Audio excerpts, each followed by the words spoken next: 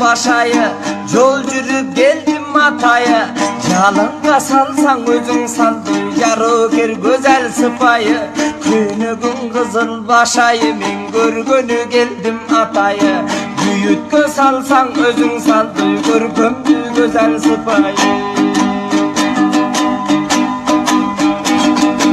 Arge mırday süygönün, akılına tüygönün. Aşık bir bolup жетakbayдан арасаттың жүргөнүн. Мен дагы ырдап берейин, aşıklıktan bir sabak. Dak saldın uğuz çürükü de dertizden güzel aktamak.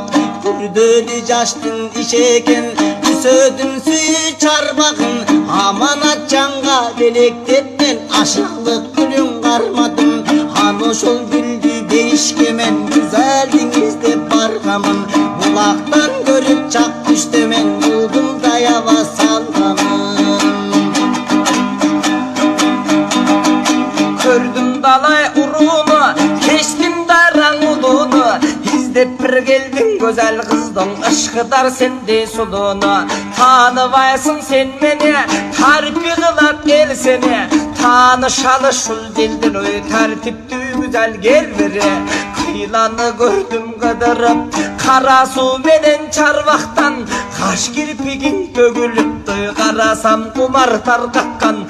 Gürükün ört koyup doy, gök yıldızın samatkan. Canada göktü görmektim, min yaralgan bulsun kanatcan. Kalkalından kalından, kaykalap bükkün dadından. Bezelengen bedingen da beş dalda ürgün çaçından. Çaçın koydun kamışı, gözünüzdü sorasam da yücürmönedin kaldısı.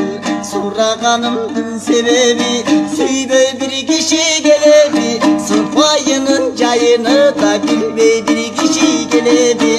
Suya da bolsun kulak sal sen, zarıldın huddu gümdal. Gerek bolsa güzel kız sen, göre turgan gönümdal. Kayda varsan canımda, günahın bolup yürüyüm. Karangıda yol bassan koy, çırağın bolup yürüyüm. Günüge gelip su algan kulağın bolup yürüyüm. Yaşırbastan açık ayt, kemine bolson oyumda. Yüreğinin dilimden koy, tutkunun memmin torumda. Kıynasından özün bil, sıylasan da özün bil. Tağdırım senin